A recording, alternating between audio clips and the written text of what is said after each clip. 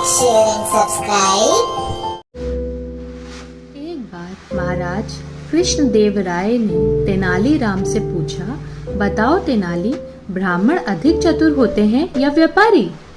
महाराज, इसमें कोई संदेह नहीं कि व्यापारी ब्राह्मणों से कहीं अधिक चतुर होते हैं। तेनालीराम ने उत्तर दिया।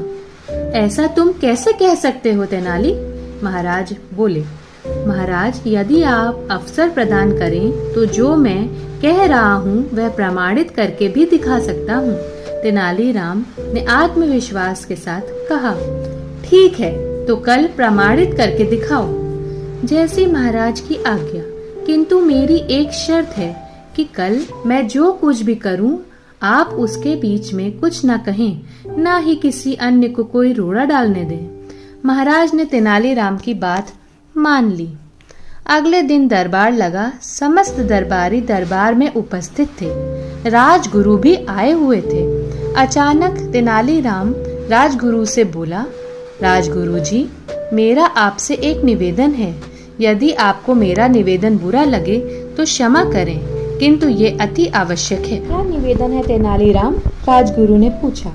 महाराज को आपकी चोटी चाहिए, इसलिए उनके लिए आपको अपनी चोटी का बलिदान देना होगा, अर्थात आपको अपनी चोटी कटवानी पड़ेगी। हाथ जोड़कर तेनालीरामन बोला। यह सुनते ही राजगुरु का खून खौल उठा। क्रोध में लाल पीला होकर वह तेनालीराम को खरी खोटी सुनाने लगा। तब तेनालीराम उन्हें शांत करते हुए बोला, राजगुरु जी, बदले में चाहे आप मुंह मांगा दाम मांग लें, किंतु चोटी तो आपको कटवानी ही पड़ेगी, क्योंकि ये महाराज की आज्ञा है।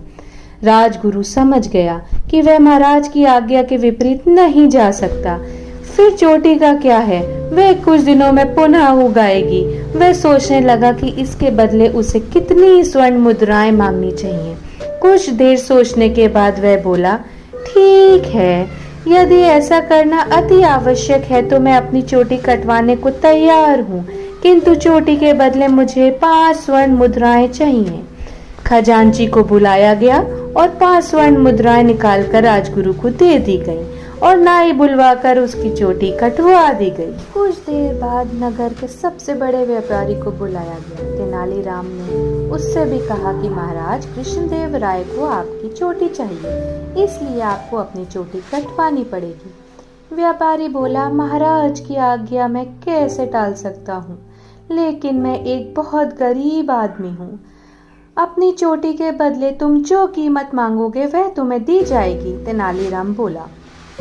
व्यापारी कहने लगा, मैं महाराज से क्या मांग सकता हूँ, किंतु इतना जरूर कहूँगा कि इस चोटी की लाज बचाने के लिए मैंने अपनी पुत्री के विवाह में 5000 स्वर्ण मुद्राएं खर्च करी थी। फिर अपने पिता की मृत्यु के समय भी इस चोटी को बचाने के लिए मुझे 5000 स्वर्ण मुद्राएं खर्च करनी पड़ी थी। तो ठीक है, तुम्हें 10,000 स्वर्ण मुद्राएं दी जाती हैं। तेनालीराम कहने लगा। इतने में व्यापारी बोला, रुकिए रुकिए जनाब, मेरी बात पूरी सुन तो लीजिए पहले। आज भी बाजार में इस चोटी के बदले मुझे 5000 स्वर्ण मुद्राएं आसानी से उधार मिल जाया करती हैं। अपनी चोटी पर बड़े प्रेम से हाथ फेरते हुए व्यापारी बोला, तो इसका अर्थ है कि तुम्हें चोटी के बदले 15,000 स्वर्ण मुद्राएं चाहिए? तेनालीरामन ने पूछा।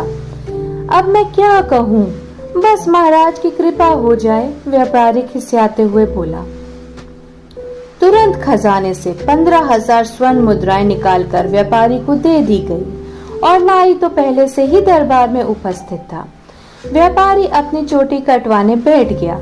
नाई भी उसकी चोटी काटने आगे आया, लेकिन जैसे ही उसने व्यापारी की चोटी काटने के लिए उस्तरा निकाला, व्यापारी तुलक कर बोला, ए नाई, जरा देख के भूलना नहीं कि ये महाराज की चोटी है।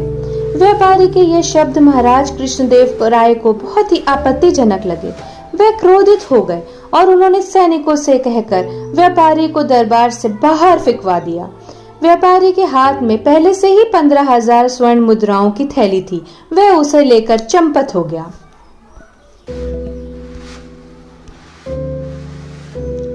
इस पूरी घटना के बाद तेनालीराम महाराज से बोला, महाराज, मैंने अपनी बात सिद्ध कर दी है। आपने देखा कि राजगुरु जी ने 5 स्वर्ण मुद्राओं के बदले अपनी चोटी गवा दी, लेकिन वो व्यापारी 15,000 स्वर्ण मुद्राएं भी ले गया और अपनी चोटी भी नहीं कटवाई। हुआ ना व्यापारी ब्राह्मण से अधिक चतुर? यह सुनकर महाराज सहित सारे दरबारी हंस पड़े। ऐसे ही मजेदार स्टोरी सुनने के लिए हमारे चैनल को लाइक करें, सब्सक्राइब करें, बेल आइकन को दबाएं और अपने बाकी फ्रेंड्स के साथ भी शेयर करें। Thank you.